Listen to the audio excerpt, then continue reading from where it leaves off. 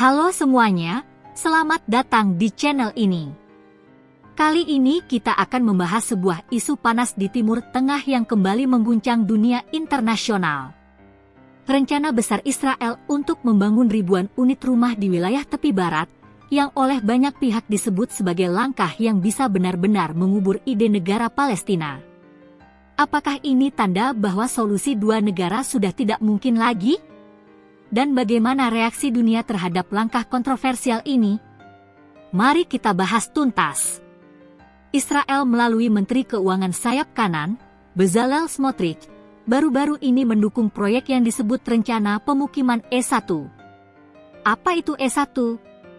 E1 adalah rencana pembangunan 3.401 rumah yang akan dibangun di antara Yerusalem Timur dan permukiman Ma'ale Adumim. Rencana ini sebenarnya sudah ada sejak tahun 1990-an, dimulai di masa pemerintahan Yitzhak Rabin. Pada awalnya, proyek ini hanya mencakup sekitar 2.500 unit rumah. Namun, seiring waktu, angka itu membengkak hingga lebih dari 4.000 unit, lengkap dengan fasilitas komersial dan pariwisata. Yang menarik, meskipun sudah lama direncanakan, proyek ini berulang kali ditunda dan dibekukan karena tekanan internasional. Baru sekarang, Smotrich menyebut langkah ini sebagai pencapaian bersejarah. Banyak pihak menilai E1 bukan sekadar proyek pemukiman biasa. Kenapa? Karena letaknya sangat strategis.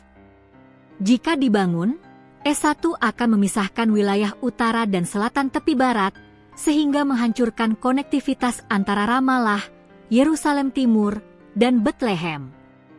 Artinya, mimpi Palestina untuk memiliki negara yang berdaulat dengan wilayah yang utuh akan sangat sulit, bahkan hampir mustahil. Kelompok Israel PAC Now menyebut pembangunan E1 akan memperluas permukiman Ma'ale Adumim hingga 33% lebih besar.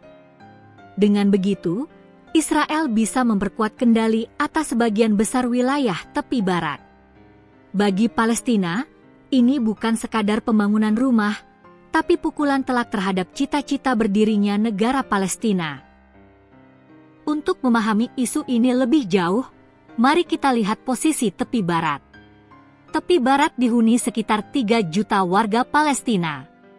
Namun di sana juga sudah ada sekitar 160 permukiman Israel dengan populasi mencapai 700.000 orang Yahudi, termasuk di Yerusalem Timur.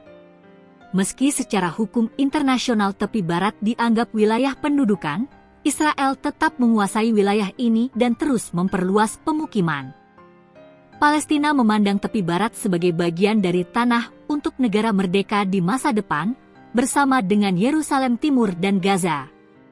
Tapi Israel berargumen bahwa wilayah tersebut adalah bagian dari tanah air bersejarah mereka. Menurut Konvensi Jenewa, pembangunan pemukiman di wilayah pendudukan dianggap ilegal.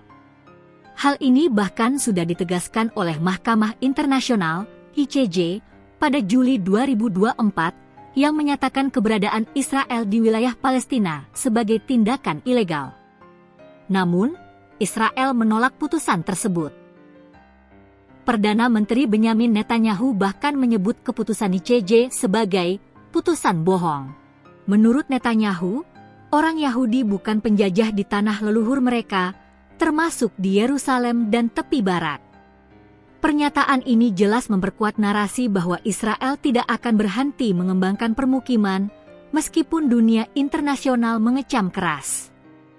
Begitu rencana E1 diumumkan, reaksi dunia internasional pun bermunculan.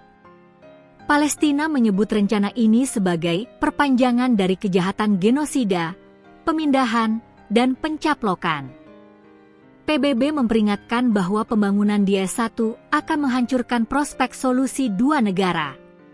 Uni Eropa menyatakan bahwa langkah ini melanggar hukum internasional dan semakin melemahkan peluang perdamaian. Inggris menyebut proyek ini sebagai pelanggaran mencolok terhadap hukum internasional.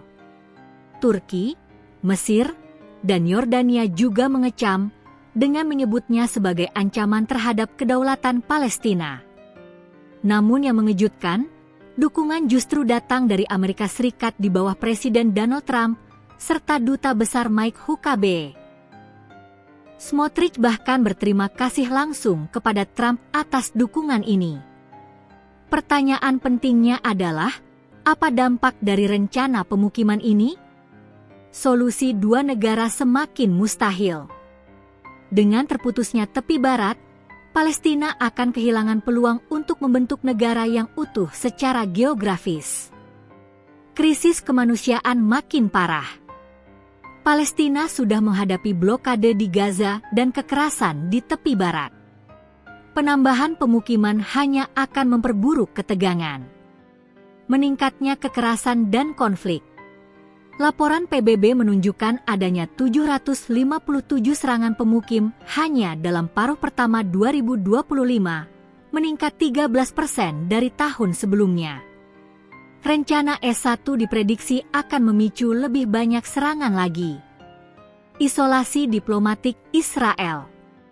Meski mendapat dukungan Trump, semakin banyak negara lain, seperti Prancis, Kanada, hingga Inggris, yang berencana mengakui negara Palestina secara resmi. Smotrich terang-terangan mengatakan bahwa ia ingin membawa 1 juta pemukim baru ke tepi barat. Jika itu benar-benar terjadi, maka peta politik Timur Tengah akan berubah drastis. Palestina akan semakin terjepit, sementara Israel akan memperluas kendali de facto atas seluruh wilayah. Pertanyaannya, apakah dunia akan membiarkan hal ini terjadi?